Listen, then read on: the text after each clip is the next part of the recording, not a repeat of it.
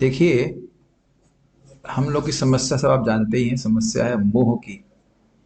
और मोह का मतलब होता है कि जो मैं नहीं हूं उसमें अभिनिवेश रहना। मैं देह नहीं हूं, आप सब जानते हैं। हम सभी लोग देह नहीं हैं, ना ही हम लोग मन हैं।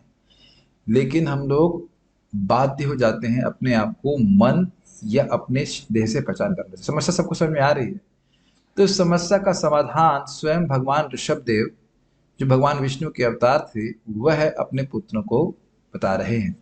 और ये बहुत प्रसिद्ध अध्याय है, 5वें स्कंद, 5वां अध्याय, 27वां श्लोक।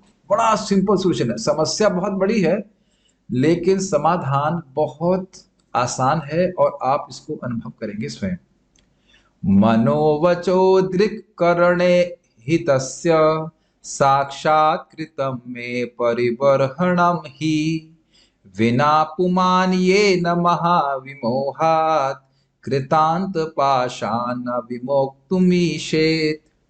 तो मन, मतलब स्पष्ट समझे, मन का मतलब मन, वच मतलब वचो मतलब वाणी, दृक मतलब दृष्टि, और करण मतलब हमारी इंद्रियां। और इहित का अर्थ होता है इनके कार्य। साक्षात कृतम में परिबर्हणम ही, में मतलब मेरे। तो कह रहे हैं भगवान कि निश्चित ही जब मन के द्वारा, वाणी के द्वारा, दृष्टि के द्वारा और अन्य इंद्रियों के द्वारा मेरी साक्षात परिबर्हणम अर्थात मेरी पूजा होती है, तो इसको किए बिना, बिना दिख रहा आपको, उसके किए बिना निश्चित ही पुमान अर्थात मनुष्यों का ये न महाविमोहात, ये जो महाविमोह है कि मैं ये देह हूं, मैं ये मन हूं, ये कभी जाने वाला नहीं है। समझ में आ रहा है सबको? विमोह कैसे नष्ट होगा? चाहे हम अपने को स्त्री मान रहे हैं, चाहे अपने आप को पुरुष मान रहे हैं, उसका सोल्यूशन बहुत सिंपल है। और सोल्यूशन ये है कि व्यक्ति साक्षात इनके द्वारा भगवान श्री कृष्ण की सेवा करे। Does it make sense? Very simple. जैसे अब आप लोग हरे कृष्ण मंत्र जप रहे हैं, तो इससे वाणी के द्वारा, वांग मात्रेण पूजितम न तो बाह्य पूजादि अपेक्षकम, केवल वाणी के द्वारा ही भगवान श्री कृष्ण की पूजा हो जाती है। बाह्य पूजा की वस्तुओं को अर्पण करने की जरूरत नहीं है।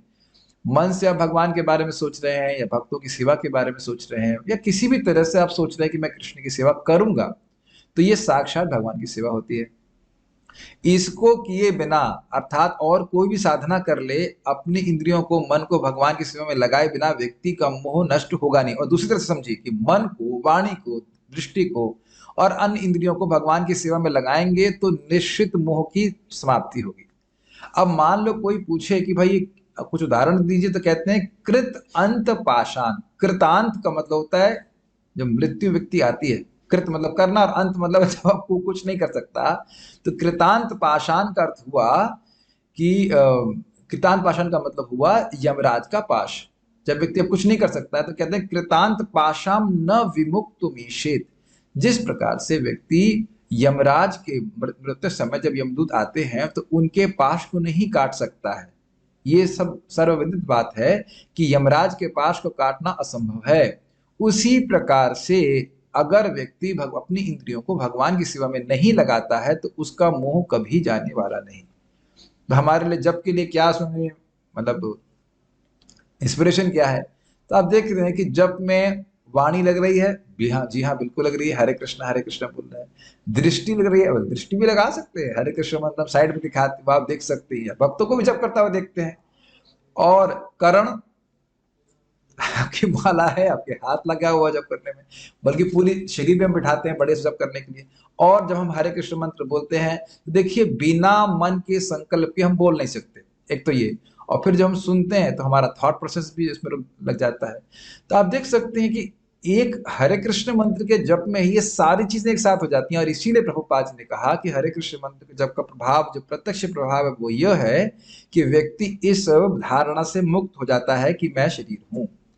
ओके, दुर्बुद्धि ना, हाँ, दुर्बुद्धि हरत्वम शुद्ध सत्व बुद्धि पदायकम।